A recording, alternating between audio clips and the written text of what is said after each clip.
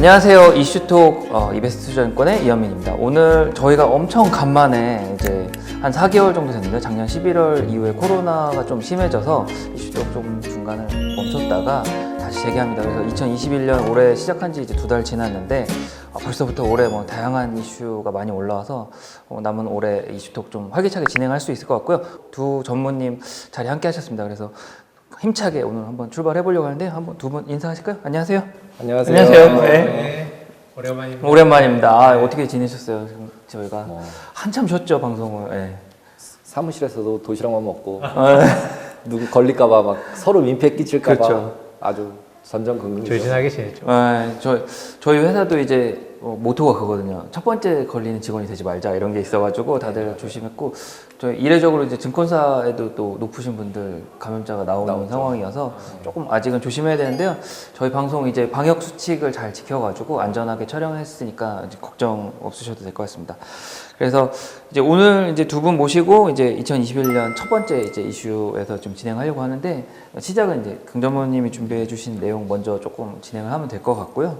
제목이 미국 10년 금리 상승에 대한 집단 면역은 생길까? 그래서 금리 다음 이슈 관련해서 조금 차근차근 한번 살펴보려고 합니다. 너무 오랜만이어서 그렇죠. 이거 너무 오랜만이어서 뭘 할까 되게 고민 많이 했는데 네. 그냥 그 전망을 해보자. 네. 그냥 전망을 해보자. 요즘 그리고 제목은 제가 뭐 10년 금리 상승 이렇게 적었는데 원래 처음에는 쿼드를 하려고 그랬어요. 그래서 옆에 그 어벤져스 그림에다가 커벤져스. 그래서 이제 그 국기를 넣으려고 이렇게 하나씩 찾다 보니까 타노스가 누군지가 헷갈리더라고요. 미국이 타노스인지 중국이 타노스인지. 그래서 근데 나머지 넷이 이렇게 합쳐서 중국이랑 싸우잖아요. 네. 그래서 결국 타노스가 중국이 됐어요. 중국이 어울리는데요? 네. 그래서 그냥 그런 식으로 시작을 해보려고 하고요. 네. 그 쿼드 관련은 중간에 다른 얘기를 하면서 말씀을 드릴 것 같고 지금 이제 제일 첫 장에 넣었던 거는 미국 주식시장 전망이에요. 그래서 약간은 뇌피셜이 많이 들어가 있다는 걸 좀 인지해 주시고 네. 제가 애널리스트 아니니까 네. 숫자가 좀 틀리거나 이럴 수도 있어요. 네. 그러니까 그거는 좀 인지를 해주세요. 일단 그냥 전망에서 제 마음대로 그린 플로 차트로는 코로나가 걸렸고 네. 그 다음에 실업률이 폭등을 했어요. 네. 13.07%까지. 그러니까 이게 언제예요? 19년도 12월에 3.6이었는데 네. 20년도 6월에 13.07까지 폭등을 했어요. 그렇죠. 그러다 보니까 GDP 급락하고 그러니까 이제 결국은 페드가 나서서 유동성을 확 증가를 시켜버렸어요. 네. 근데 뒤에서 설명드리면 GDP의 18% 정도까지 완전히 늘린 상태를 계속 갔어요. 네. 그러다 보니까 회복이 빨랐고 그래서 GDP가 급등해버리고 다시 그러다 보니까 주가는 또 고점갱신하고 그런 상황이 지금이죠, 그죠? 여기까지가 현재. 네, 현재 지금까지 됐어요. 그래서 찾다 보니까 저축률이 생각보다 이렇게 확 이제 실업률 높아지면서 올라갔다가 저축률로 떨어졌는데 실업률은 안 올라갔는데 저축률이 올라갔더라고요. 좀 이따 보여드릴게요. 네네. 그래서 이 저축률이 올라간 거를 어떻게 생각해야 되느냐. 그래서 보니까 고용 불안인 것 같다.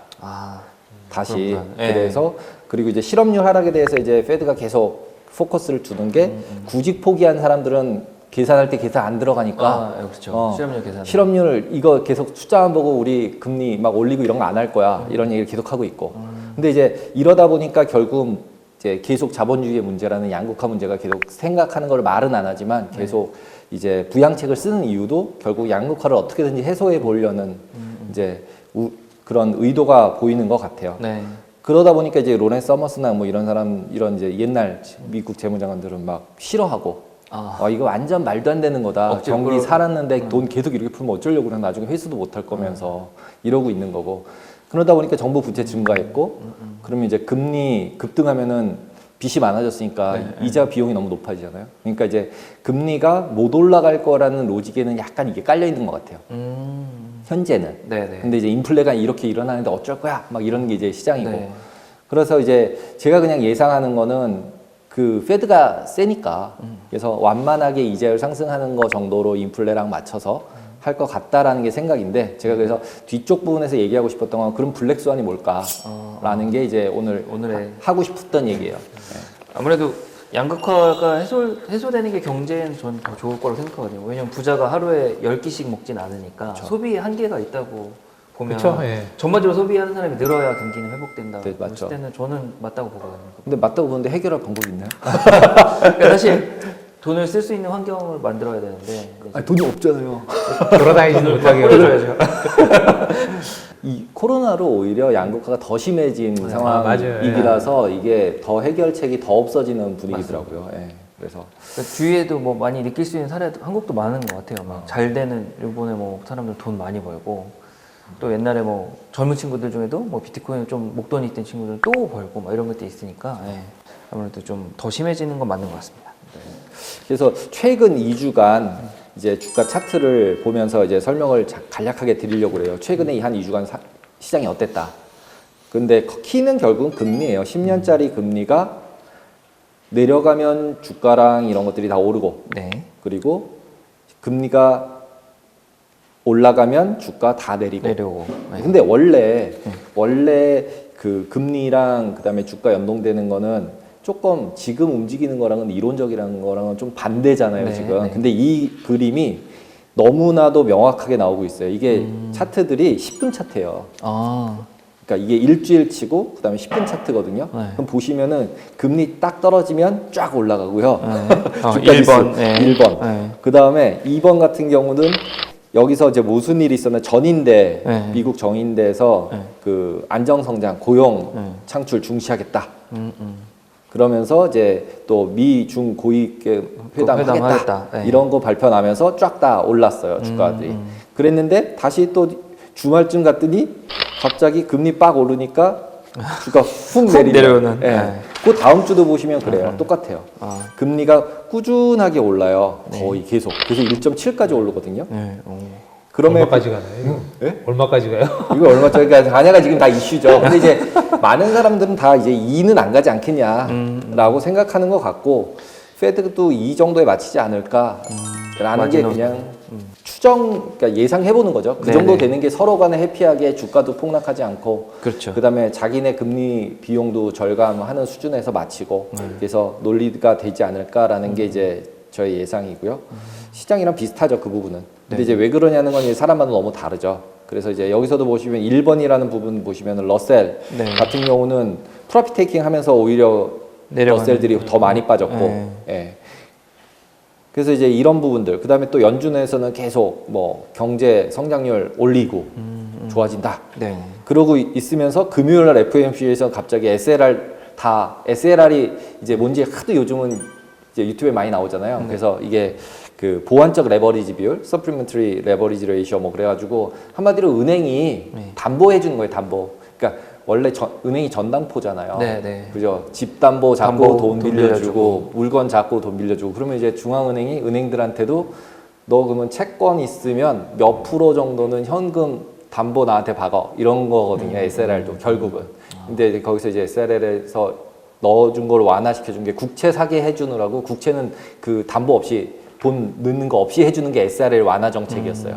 그럼 은행이 연준한테 돈을 안 넣어도 되는 부분만큼 더 쓰라는 거죠? 그렇죠. 시장에 더 풀어서? 대출을 해주라는 네. 거였는데 그게 30일까지였대요. 3월 30일. 아, 그래서 그거를 연장해 줄 거라고 생각했는데 네. 국채랑 지준이랑도 쌓는 걸로 다시 바뀐 거예요. 그러니까 이제 그 전에 팔아야 되면 어떡하냐 막 이러고서 난리를 쳐서 여기서 보시면은 그래서 그 뉴스 나면서 금리 확 떴어요. 4번 앞쪽에서.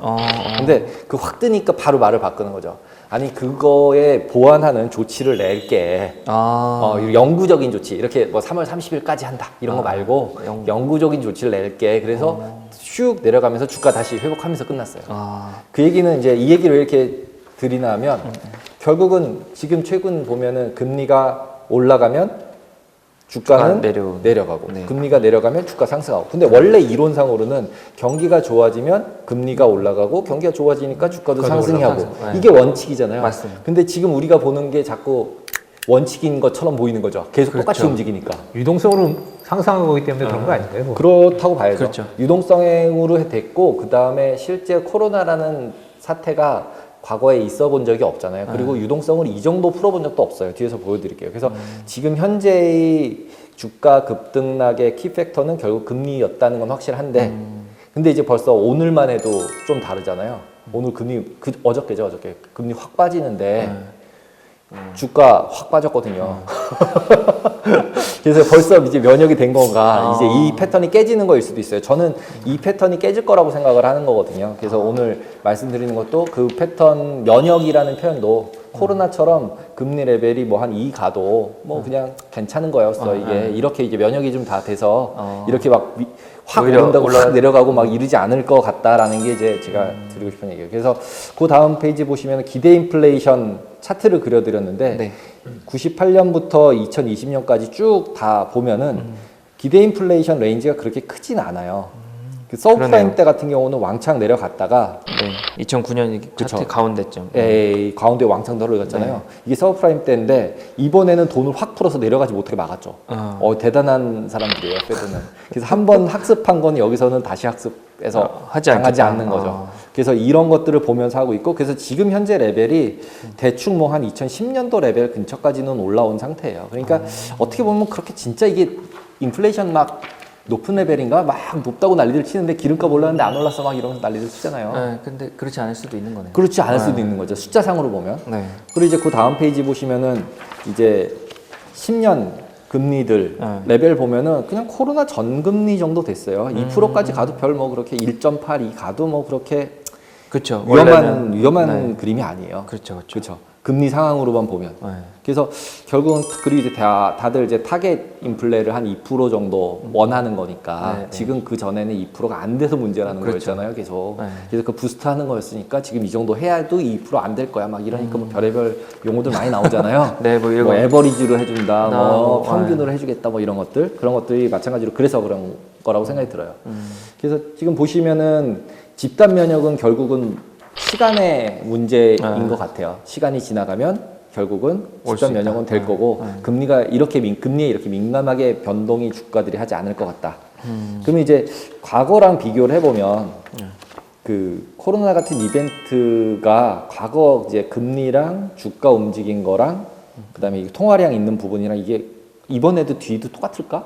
라는 이제 질문이 생기잖아요. 네. 그래서 이제 보시면은 이게 이제 녹색이 M2 증가분이에요. 네. 그러니까 보통 이제 차트들 나오면 M2가 이렇게 쭉 나와요. 네. 근데 이제 이거는 계속 올라가는 것처럼 보여서 이게 스케일이 잘 안 보여요. 그래서 제가 이제 뭘 하는 건가 하면 이거는 월을 뺀 거예요. 전월에서 금월, 월 전하고 한 달을 빼기를 계속하면은 월로 증가된 부분들이 월 증가만 보이잖아요. 표시되게. 네, 월 증가가 보이잖아요. 그러면 보통 에버리지로 보면은 월 증가로 보시면은 한 여기 보시면 뭐 한 200, 300 뭐 요 정도쯤 증가해요. 근데 네. 요때 서프라임 이제 코로나 사태 때 네, 그때 오른쪽 끝에 보시면은 쪽에. 오른쪽 끝에 쪽 보시면 어마무시하죠. 그렇죠. 배수가 거의 뭐 900? 뭐 이 정도까지? 네, 900 이렇게 올라가요. 네, 네. 하루에. 그러니까 한 달에. 한 달에. 예. 그래서 결국 이 얘기는 뭐냐면 결국은 이제 통화량 M2가 엄청 증가를 했다는 얘기죠, 결국. 그러니까 시중에 M2가 그냥 쉽게 이해하면 시중에 돌아다니는 돈이죠. 이렇게 그러니까 뭐, 그 통화량이라고 보면 될 것 같아요. 그러니까 은행 예금까지 포함한 돈이니까 진짜 돈 그냥 뭐 쓰일 수 있는 돈. 쓸 수 있는 네, 돈, 네. 현금화할 수 있는 돈 전부 다니까 그게 엄청나게 풀린 거죠. 그렇죠. 예. 그래서 보시면은 여기 그 2,500, 3,800으로 그냥 점프한 이유가 결국 이 돈 풀어서 지금 네. 아까 조정님 말씀하신 것처럼 네. 유동성으로 돈 풀어서 그냥 점프해버린 거죠, 그냥. 예. 그 시청자분들한테 좀 도움이 되려면 여기 2009년 여기 나름 올라왔거든요. 이 녹색 M2가. 그렇죠, 그렇죠. 그러니까 그때 서브프라임 있을 때 돈을 푼 거가 이 정도 반영이 됐는데 코로나가 그거에 진짜 비- 어마어마하게 비교가 안 풀었다라는 돼요. 거를 비교할 수 있는 거죠, 예. 여기서. 그리고 지금 거기 그림 보시면 주황색으로 제가 표시해 놓은 부분들을 보시면은 2011년도, 2014년도 보시면은 금리도 올라갈 때 주가도 올라갔어요. 네. 그리고 2013년도도 금리 올라갈 때 주가도 올라갔고. 그러네요. 그죠? 그리고 나머지는 이제 금리 내려가면서 주가 계속 올라갔죠. 네. 그러니까 결국은 돈을 계속 풀긴 푼 거죠. 그죠? 예. 그렇게 보시면 되고, GDP, 그럼 이제 똑같이 증가를 했어도 GDP가 증가했을 때 100 증가한 거랑 뭐 GDP가 뭐 3만일 때 100 증가한 거랑 GDP 만일 때 100 증가한 게 다르잖아요. 다르죠. 그래서 이제 한번 그러면 그 GDP 대비로 보면은 얼마나 증가한 걸까라는 걸 이제 해보고 싶었어요. 네. 그래가지고 그 다음 장에 보시면은 12개월 롤링이라고 제가 표현을 했는데 그 위에 제목에서 네. 롤링이 뭐냐면 12달, 아까 그 앞에 페이지는 한 달이었잖아요. 그걸 12개씩을 더한 거예요. 아, 1년 1년 동안 돈 푼 게 얼마쯤 될까? 아, 1년 동안 돈 푼 거, 1년 동안 돈 푼 거를 보고 그 1년 동안 돈 푼 게 GDP 대비 몇 %, 정도 돈이 풀린 걸까? 네. 그게 이제 그 주황색이에요. 그러면 오히려 수직 상승. 그 2010년도 보면 오히려 내려갔잖아요. GDP 대비로 보면 밑으로. 그러니까 이제 점점점 회수를 한 거죠. 10년쯤 되면 회수해서 좀 이제 줄여놓고서 비율 대비 했었는데 이번에 올라간 건 어마무시하죠. 거의 대략 계산하면 한 5년에서 7년치를 한 번에 풀었어요. 두 달 동안, 엄청나요. 두세 달 동안. 그러니까 이거를 과거에 그 앞에 페이지 보시면은 주가 올라가면 금리 내려가고 네. 이게 이렇게 벌어지는 것처럼 데칼코마니처럼 네. 보이잖아요. 네네. 그런데 실제로 과거에 이렇게 됐던 것처럼 이후에 될까라는 부분에 대해서는 물음표라는 거죠. 이게 뭐 과거랑 비슷해야 뭔가 추론을 하는데 예, 추론을 하는데 이게 너무나 다르니까. 예. 그래서 이제 그런 부분들을 고려를 해보면 결국은 이 통화량이라는 얘기는 결국은 중앙은행이 빚지는 거니까. 그렇죠. 빚지는 거니까 조금 금리 올라가면은 이자를 많이 내야 되잖아요. 네. 그러면 세금을 더 걷어야 되고. 그럼 이제 복잡하잖아요. 복잡하죠. 그러니까 금리를 적절한 수준에서 막으려고 노력을 계속 하지 않겠냐라는 게 이제 제 생각이고 대부분 많은 사람들이 그렇게 생각하고 있는 것 같아요. 저만 그런 게 아니라. 그리고 이제 지금 많이 나오지 않았던 것 중에 한 장이 이제 그 다음 장인데 저축률이에요. 네. 그 다음에 그 약간 보라색처럼 된 게 실업률이고요. 네. 그 다음에 녹색이 저축률이에요. 그러니까 결국은 여기 2019년도 12월에 보시면은 갑자기 낮았다가 완전 쭉 올라가 버리잖아요. 네. 쭉 올라간 게 이제 6월 1일. 그러니까 코로나 사태 터지고 난 다음에는 저축률이 확 올라간 거죠. 19%로. 이게 그 저축률은 어떻게 계산된가 하면 가진 자산 나누기 저축한 금액이에요. 네. 그러니까 예금이 늘은 거죠. 예금 뭐 어쩌고 저쩌고 그런 중에서 위에가 이제 쓸 수 있는 저축해 놓은 거 이거를 계산해 놓은 이제 데이터들이 다 있더라고요. 페드에서 다 이걸 다 퍼블리싱 하고 있어요. 그래서 그걸 이제 찾아서 모아봤더니 이제 실업률이랑 비슷하게 움직이고 있었더라고요. 그러니까 실업률이 올라가니까 저금도 많이 하는 거죠. 그쵸. 리즈너블 하죠, 그죠? 뭐 어떻게 될지 모르니까, 어떻게 될지 일단 모르니까. 처음에 쟁여놓죠. 그렇죠, 그렇죠. 그래서 그리고 나 돈 확 풀었잖아요. 네. 그러니까 저축률이 떨어진 거죠. 돈 들어온 거 쓰면 되니까. 네. 그리고 이제 얘 돈 괜찮아질 것 같아. 이제 실업률도 같이 떨어진 거죠. 그죠 보시면은. 그렇죠. 근데 이제 밑으로. 근데 이해가 안 되는 게 최근에 이제 실업률이 내려갔는데. 실업률은 아직은 이제 3개월마다 실업률은 3개월마다 나오니까 이제 아직 안 나왔지만 그것도 올라가야 되나 내려가야 되나 물음표가 던져지는데 그 저축률은 한 달에 한 번씩 나오더라고요. 그러니까 그걸로 봤더니 저축률이 확 올라간 거예요. 1월 달 거. 네. 한 달씩 딜레이긴 한데. 그러니까 이게 뭐를 그 의미할까? 뭐 불안한 마음이 있다. 불안 마음이 있는 거죠. 이게 혹시 모른다라는 생각들이 결국은 중산층이나 소비층에서는 가지고 있는 게 아니냐 이런 것들을 이제 페드나 뭐 옐런이나 아니면 파웰도 보고 있는 것 같아요. 그래서 이제 페드가 비둘기 물론 뭐 민주당이어서 비둘기고 뭐 이렇게 매파 비둘기파 뭐 이런 거 하잖아요. 네. 그러니까 이제 뭐 다 아시겠지만 비둘기파 하면은 온건한 쪽이어서 뭐 시장 친화적이고 최대한 뭐 양쪽 하나 하고 재정 지출 늘리고 금리 안 올리고 이러는 파 애들이 비둘기. 매는 강경 그래서 이제 뭐 긴축하고 금리 인상하고 물가 상승 절대 안 된다고 그러고 뭐 이러는 파잖아요. 근데 지금은 다 비둘기니까. 근데 비둘기를 할 수밖에 없는 이유가 뭐냐는 거죠. 결국 아까 앞에서 설명드린 것처럼 실업률은 높아진 상태인데 이번에 올라가면은 이제 그게 저스티파이 되겠죠. 네. 근데 아직은 이제 3월달 데이터가 안 나왔으니까 나오면은 이제 그걸 한번 봐야겠죠. 그래서 실업률이 결국 양극화를 초래하고 있으니까. 그렇죠. 그 다음에 이자 비용. 그 다음에 여기서 잘못해서 미끄러지면 돈을 너무 많이 찍었으니까. 옛날에 그 영국에서 파운드가 미국으로 넘어갈 때 기축통화 넘어갈 때 결국 전쟁에서 돈을 너무 많이 써가지고 금 다 줬다가 돈 없어가지고 기축통화 미국 줬잖아요. 그러니까 여기 이번에 돈 너무 많이 찍었잖아요. 딴 나라 대비 엄청 찍었으니까. 그렇죠. 그러니까 이제 딴 나라들 다 이거 물음표를 치고 보고 있는데 이제 그래서 이제 달러 패권을 유지하려면 이제 적당한 수준의 지출이 되고 이게 유지되는 걸 보여줘야 세금으로 메꿀 수 있어. 이런 걸 보여줘야 이제 기축통화로 힘을 유지할 수 있지 않을까. 예. 그렇죠. 그러면은 이제 금리에 대해서 이제 지금도 벌써 면역이 이제 생겨가고 있으니까 생긴 다음에 그럼 뭐냐? 근데 저는 이제 그 중국과의 협력이냐 대결이냐 아니면 텍스 이 둘 중에서 고르는 것 중에서 저는 이제 중국하고의 대결이라고 봤어요. 왜냐하면 텍스는 뭐 어쨌든 자기들끼리 할 수 있잖아요. 내가 안 올릴게. 내가 안 올릴게. 뭐 별로 안 좋은 것 같으니까 결정할 수 있는데 중국은 이거는 뭐 논외의 여지가 있는. 예, 그 자기가 핸들링을 다 할 수 있지는 않잖아요. 북한도 핸들링 안 되고 다 핸들링이 안 되는 애들이잖아요. 누구도. 그래서 이제 그쪽에 포커스를 맞춰서 보다 보니까 이제 쿼드 얘기가 나올 수밖에 없고. 그래서 이제 쿼드가 뭐냐를 이제 찾아보면 미국, 일본, 인도, 호주. 의 반중 연합체예요. 네. 근데 이게 저는 19년도에 나왔다고 생각하고 있었는데 2007년도에 나왔더라고요. 네.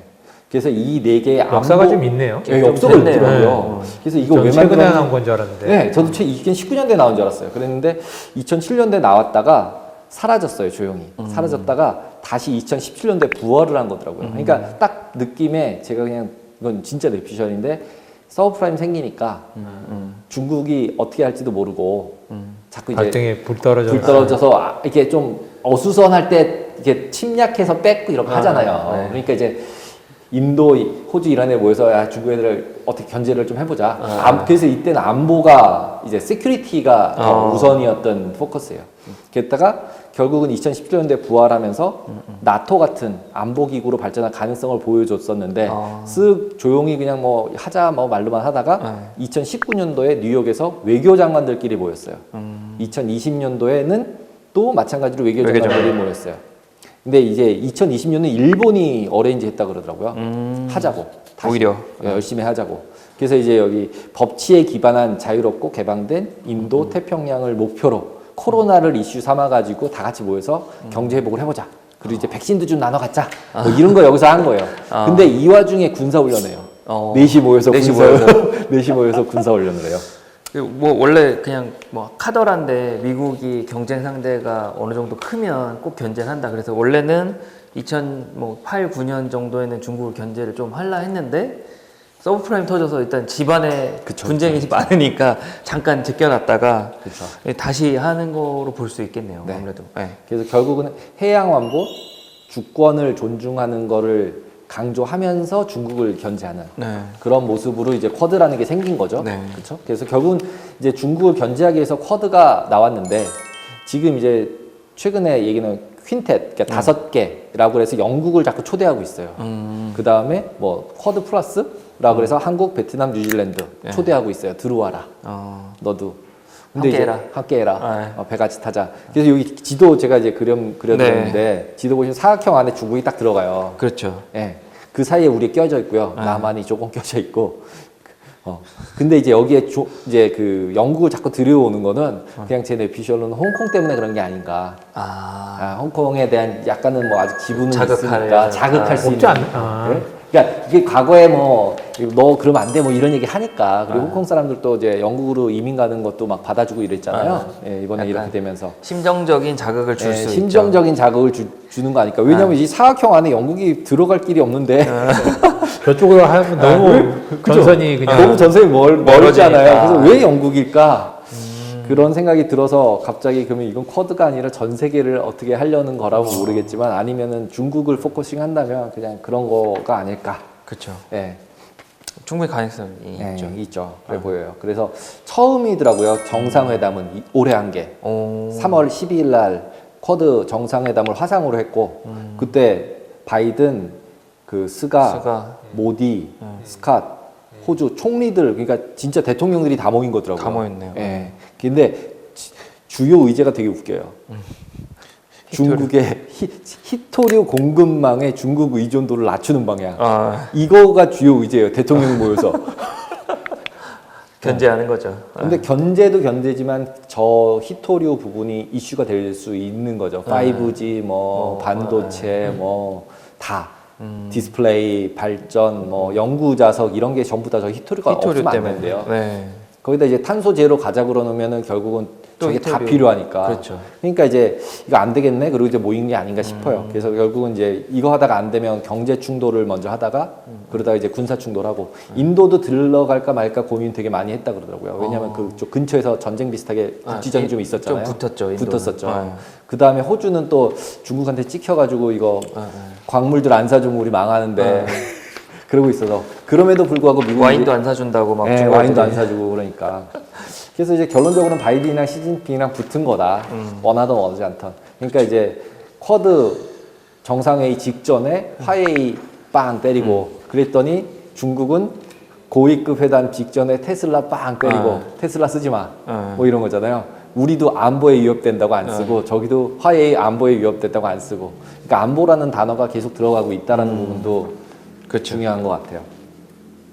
그래서 그냥 그 뒷장은 제가 이제 그냥 뉴스들 나왔던 거를 쭉 뽑아본 거예요. 2017년도에 다시 시작을 했고, 그래서 쿼드가 여기서 작년에 인도양에서 첫 훈련을 했고, 군사 훈련을 한 거고, 쿼드로 중국 견제하느라고.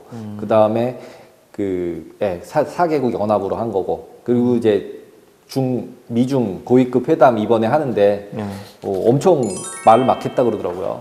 뭐 그렇다더라고요.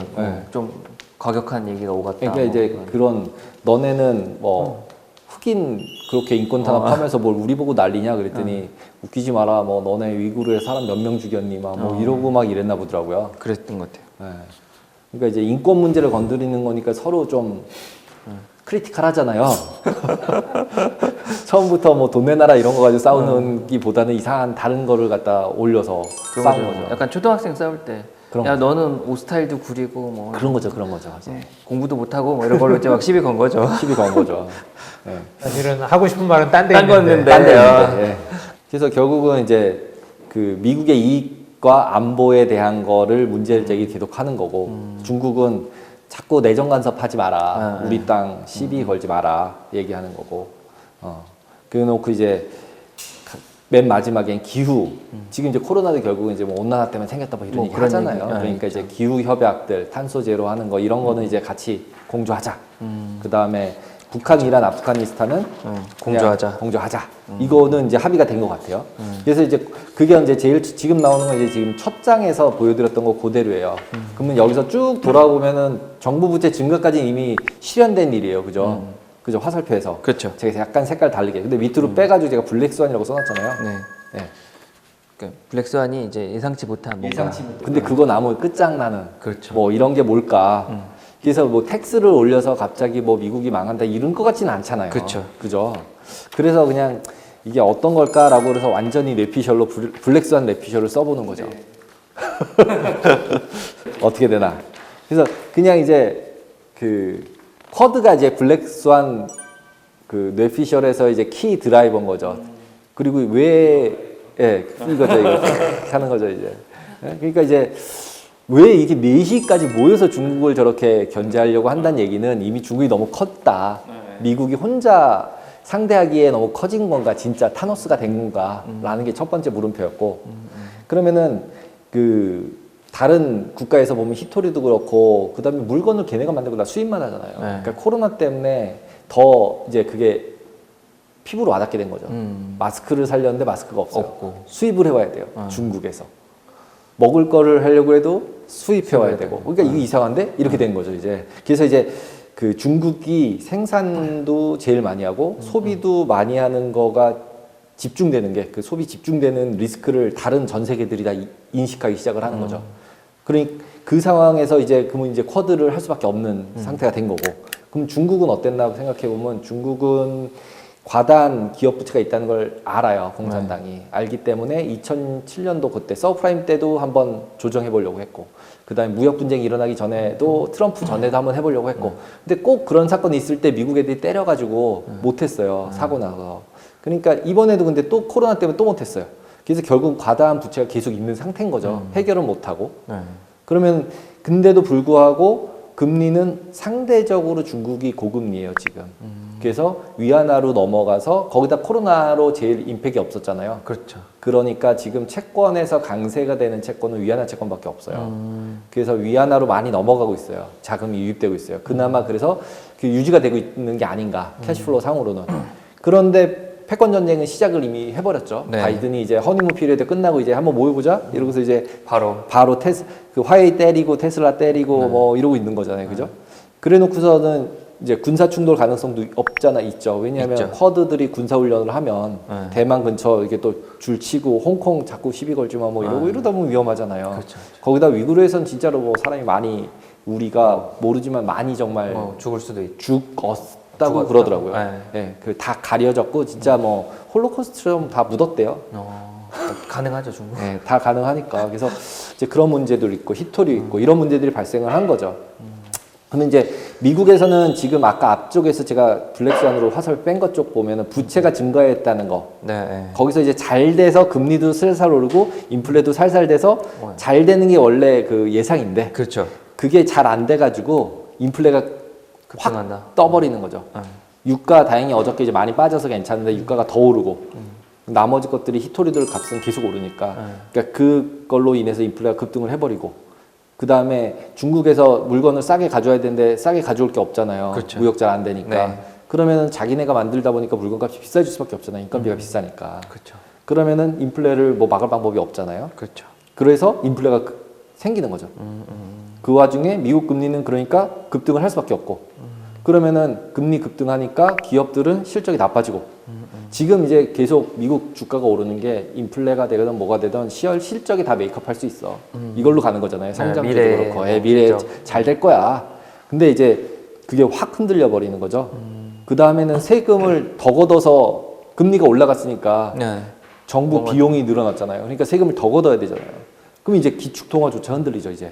못 갚네, 쟤네? 그러면 이제 쟤한테 달라 그래야 되겠는데 돈 주고 빨리 뭐 금이라도 받든 뭐 물건 받아와야겠는데 이러는 걸로 바뀌면서 이제 파운드 때 일어났던 것 같은 게 이제 일어날 수 있는 거죠. 그러면 이제 중국은 거기서 자유롭냐? 그렇지 않다는 않죠. 거죠. 왜냐하면 이미 고금리로 이제 들어갔는데 돈이 들어갔는데 자금이 안 들어갈 거 아니에요. 그렇죠. 그러면 중국 내 금리가 폭등을 하겠죠. 그러면 어떻게 되나 하면 결국 지금 부채 문제 해결 못 했으니까 정부도 그렇고 정부 회사들도 그렇고 정부가 보유한 이제 기업들도 그렇고 그럼 디폴트가 막 생기겠죠. 그러니까 올해도 작년 말서부터 결국 국영 기업들 몇 개씩 부도 정리하고 있죠. 정리 냈잖아요. 그러니까 시그널을 계속 주는 거죠. 근데 기업이 디폴트가 나고 주가가 폭락을 하면 이제 중국 체제 붕괴 위험 자체가 있는 거죠. 그쵸. 너무 큰 나라다 보니까. 그러니까 그 중국 그 거래소에 가면 써 있대요. 중국의 주식은 인민의 재산이다. 아 그래요? 주식회사가 아니에요. 진짜요? 예. 그 예전에 제 다른 회사 그 주식을 운용했던 본토 주식을 이제 큐피르에서 운용했던 사람이 있었어요. 근데 그때 그 50% 반토막 나기 전에 그 요 전 중국 크라이시스 나기 전에 다 판 거예요. 자기는 진짜 우연히 다 팔았대요. 6월 말이 반기 말이어서 그냥 5월 말쯤에서 정리하고 6월 초 편안히 지내자고 했는데 6월에 터진 거예요. 그랬더니 너네 뭐 알고 한 거 아니야? 그래가지고 조사받았대요? 조사받았대요. 중국에서? 중국에서 오라 그래가지고 갔대요. 갔는데 거기 써 있대요. 중국 주식은 인민의 재산이다. 중국다운. 너무 중국도 그런 게 결국 정부는 너무 내려가는 것도 원하지 않고 너무 올라가는 것도 원하지 않는 거죠. 그리고 중국은 아직도 10% 상한가 있잖아요. 예. 그래서 근데 이렇게 돼서 부도가 막 나버리면 대안이 없는 거죠. 그러면 어떻게 되냐면 중국, 미국 다 뻥이잖아요. 그러면 이거는 글로벌 크라이시스잖아요. 예. 그러면 이제 다 같이 이제 메타월드 가서 우리는 다 이제 그 잠자고 있고 이제 사이버 세상에서 우린 즐겁게 살아야 될 수도 있는 그런 세상으로 바뀔 수 있는 거죠, 이제. 그래서 그러면 여기서 키는 또 제가 이게 이 그림에서 보면 결국 금리가 급등하는 거잖아요. 그래서 제가 그냥 키 드라이버를 그럼 뭘 보는 게 제일 좋을까라고 했을 때 15금리랑 그 다음에 그 5년짜리 ND US 금리예요. 수합 금리예요. 수합은 이제 고정금리랑 변동금리랑 주고받는 거잖아요. 그래서 그 금리들을 이제 그 외국인들이랑 합쳐가지고 난 딜리버러블, 그러니까 실제로 돈을 주고받지 않으면서 그냥 차익 정산하는 기관끼리 하는 수합 거래가 있어요. 그래서 그 수합 거래 레이트를 그려보시면은 이게 그 안에 있는 사람들끼리는 여기 사이버로 해가지고 파란색 차트로 금리들이 움직이고 있는 거고, 그 다음에 5년짜리 수합은 막 전 세계 사람들이 이제 뭐 사고 팔고 위안화 가지고 사고 팔고 하면서 움직이는데 결국 5년짜리랑 1년짜리랑 금리 차이가 거의 안 나요. 그러니까 요때 2017년도 요때쯤 한 지금 2015년도 요때쯤 해가지고 중국이 금리랑 환율이랑 최대한 자유화 해볼게 이러면서 이제 비슷하게 움직이는 거죠. 그죠? 최근에는 되게 비슷하게 움직이고 있어요. 근데 지금 여기서 딱 맨 끝에 보시면은 ND 수합은 빡 올라갔는데 사이버는 아직 안 올라갔어요. 그래서 여기서 사이버가 계속 이렇게 스테이하게 움직여서 스테이블하게 가고 있다면 뭐 중국도 큰 문제 없고 미국도 큰 문제 없이 잘 갈 수 있지만 변수가 있어서 갑자기 사이버도 따라 올라가고 그 다음에 수합 금리도 확 따라 올라가는 상황이 보여지면 그때부터는 좀 조심해서 조심해서. 풋옵션을 사든지 선물을 숏을 치든지 네. 이런 걸 해야 되지 않을까. 그래서 금리 다음 이슈는 쿼드다라는 게 이제 저의 이번에 그냥 생각해본 이슈입니다. 그러니까 올해 뭐 저도 뭐 상반기 보면 1월은 좀 좋았다가 금리 얘기 나오면서 좀 이렇게 계속 흔들리는 모습 보여줬었는데 이제 그 다음이 있을 거라고 이제 보시는 거고 이제 금리는 사실 아까 말씀하신 것처럼 뭐 그 코로나 이전 사태에 많이 가까워졌으니까 뭔가 지금 좀 제 주변에 금융권 일하는 사람들이 다 뭔가 조정이 있어야 되지 않나 거품이 있는데 이런 생각 많이 하거든요. 그 작년부터 했긴 했는데 사람들이 이제 그런 다음 단계가 이제 블랙스완 그런 역할을 하는 게 근데 뭐 제가 쿼드일 수도 아까도 있고. 말씀드린 블랙스완이 있을 가능성이 굉장히 적다는 거죠. 왜냐하면 제가 아까 처음에 말씀드린 예상이 시장을 뭐 그렇게 예상하는 분들도 있고 조정이 있을 거라고 예상하는 분들도 있는데 기본적으로 저렇게 돈을 많이 풀었는데 앞에서 그렇게 제가 길게 얘기한 이유가 뭐냐면 돈을 너무 많이 풀었기 때문에 이 정도 차트로 이 정도 올라갔으면은 빠져야 된다라고 우리의 과거 생각으로는 안 맞는다.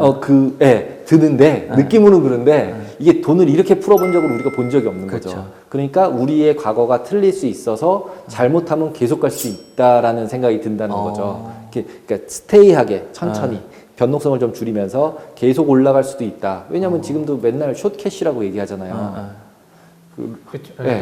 돈 이렇게 풀었으니까 우리 좀 돈의 가치가 없는 거라고 얘기하는데 갖고 있을수록 뭐 가치가 손해라고 얘기를 계속 하는데 그러면 뭘 살 거야라고 물어보면 살 게 없어요. 그러면 결국 돈을 가지고 있는 게 답인 거죠. 왜냐하면 뭘 사도 잘못하면 크래시니까. 그래서 저는 숏캐시라고 사람들이 계속 얘기하는데 저는 별로 동의가 안 되더라고요. 숏캐시 안 하면 숏캐시하고 뭐 할 건데? 할 게 없긴 없어요. 할 게 없죠. 주식, 채권? 네. 근데 채권 사면 마이너스인데. 원자재? 그러니까 원자재, 채권, 부동산 다 막아버렸죠. 글로벌리. 그러니까 이게 아주 애매해요. 그래서 숏캐시는 선택이 아니라 숏도 그냥 그 캐시도 결국은 어나더 에셋으로 그냥 봐줄 수밖에 없는 상태가 된 거죠. 여기서 이제 어쩔 수 없는 애들이 자꾸 비트 가잖아요, 이렇게. 그처럼 어쩔 수 없이. 막 인플레이션이 막 오는 게 아니니까 캐시 들고 있는 게 꼭 바로 위험한 거는 아니니까. 이제 폭락할 때 살려면 가지고 있어야 되니까. 총알이 있어야 되니까. 네, 물타기 해야 되잖아요. 팔아서 살려고 그러면 그래, 또 팔아서 살려고 그러면 늦었죠, 없어져. 그러니까 이제 저는 이제 숏캐시를 외치며 모든 사라라고 얘기하는 너무나도 많은 시장에 있는 사람들이랑은 저는 약간 반대로 얘기하고 싶은 거죠. 캐시를 가지고 있어야 한다. 아무리 얘가 돈이 안 돼도 폭락할지 모르는 가능성이 조금은 있다는 거죠. 느낌상으로는. 그러나 계속 갈 수도 모르는데 좀 불안하잖아요. 그러니까 저런 블랙스완이 생기면 진짜 뭐 반토막 나겠죠. 저런 블랙스완이 생기면. 노멀한 경우는 뭐 한 10% 정도 하면서 이렇게 가겠지만. 그러니까 10%로 간다고 치면은 그래도 좀 에셋을 가져가는 게 좋은데 다 팔고 뭐 캐시로 가져갈 수는 없는 거고 뭔가를 사고 나머지 캐시를 다 뭐 아무 걸 사라 그런다고 샀다가 크라이시스는 모두 다 내려가니까 그때 세이프한 거는 결국은 캐시인 거죠. 네. 근데 캐시의 그 비중은 각자의 리스크 애프타이트에 따라서 조절을 좀 해야 되죠. 물타기 내가 몇 번 할 건지. 선물도 물타기. 그렇죠. 네, 물타기를 해야 되잖아요, 이게. 그러니까, 그런 것 같습니다. 알겠습니다. 그 뭐 참고가 될지는 모르겠는데 최근에 이제 저희 고객들 동향을 보니까 주가 지수 같은 것도 조금 한쪽으로 조금 쏠리는 경향이 있어요. 그래서 그냥 이렇게 시중에서 말하는 개인 고객들 한쪽으로 좀 쏠리면 변곡이 올 수도 있다 이런. 어느 쪽으로 쏠리나요? 네. 숏으로 막 쏠리고 있어요? 약간 숏에 물려 있는 분들이 좀 있긴 있어요. 네. 그래서 뭐 약간 어떻게 되지? 광고라고 해야 될까? 저희가 이제 다른 업쪽이랑 협업해갖고 이렇게 어떤 고객들의 비중? 어느 쪽에 포지션이 많이 노출되는지를 서비스를 하려고 하거든요. 그걸 많이 한다고요, 이제 주식은. 네, 그래서 선물도 이제 뭐 어떻게 보면 집단 지성인 거죠. 그쵸. 왜냐면은 이게 잘 맞춰서 그쪽으로 쏠리는 것도 있지만 사실 소위 말하는 물려서 쏠리는 케이스가 있거든요. 그거는 틀렸다는 가능성이 좀 있어요, 방향이. 그래서 그런 경향이 조금 보여서 저는 뭐 개인적으로 좀 변곡이 한번 올 수도 있겠다 정도는 생각을 하는데 또 그 일부 미리 정리하신 분들 뭐 주식이나 그런 분들은 사실 기다리고 있고 변화를 가지고 계신 분들은 조금 원치 않고 그래서 보면 주식도 제가 잘 몰랐는데 3월에 뭐 많이 개인 분들도 정리한 분들이 있더라고요. 개인 투자자 자금이 정리되고 뭐 일부 젊은 친구들은 또 비트코인에 투자하기도 하고 그래서 변화가 있어서 비트코인 사실 이제 금융권의 일반 상식 논리로 가는 구조는 아니어가지고 비트코인도 안 해요. 다 코인만 해요. 그렇죠. 뭐 특별한 코인. 네. 비트도 안 하더라고요. 네.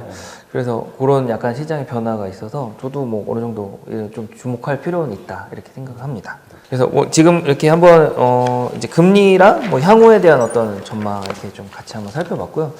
쿼드 관련해서는 좀 더 저는 재밌는 생각이 많이 떠올랐지만 시간 관계상 좀 정리를 하고 그 예전에 저희가 유튜브 저희 팀에서 촬영한 거에 뭐 미중 무역 분쟁도 있었고 중간에 이제 작년에 저희 할 때 중국 얘기하신 부분이 있어서 그걸 좀 참고하면 좋을 것 같고 저는 개인적으로 경제는 정치와 떨어지지 않는다고 생각하거든요. 그래서 미국 바이든은 자기 입장을 어느 정도 자기 색을 보여준 거죠.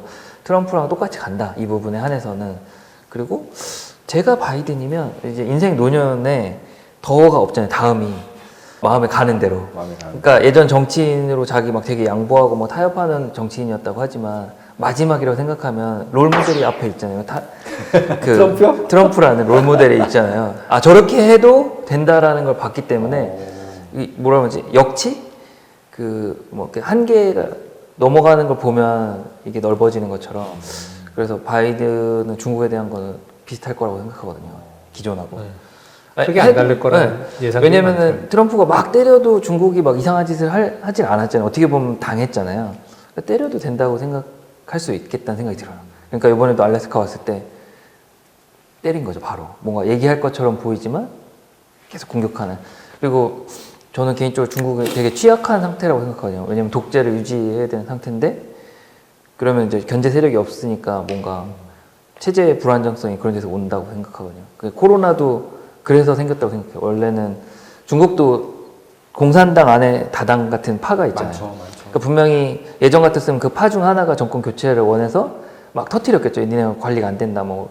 근데 지금은 독재니까 최대한 숨기다가 더 이상 막을 수 없을 만큼 커져서 까발려진 거니까 그렇게 보면 중국이 더 취약하고 그에 비해서 미국은 뭐 경제적으로는 좀 불리할 수 있지만 정치적으로는 어떻게 보면 더 막 나갈 수 있는 상황 같다고 개인적으로는 생각을 해요. 그래서 얘기 길었는데 요지는 저희 영상을 많이 참고하시라는 과거 영상이 있으니까 그렇게 하시면 될 것 같고요. 네, 이상과 같이 저희가 이제 코드까지 뭐 그다음 또 제가 생각하는 정치적인 이유까지 한번 살펴봤고요. 이번 코너는 이렇게 마무리하도록 하겠습니다.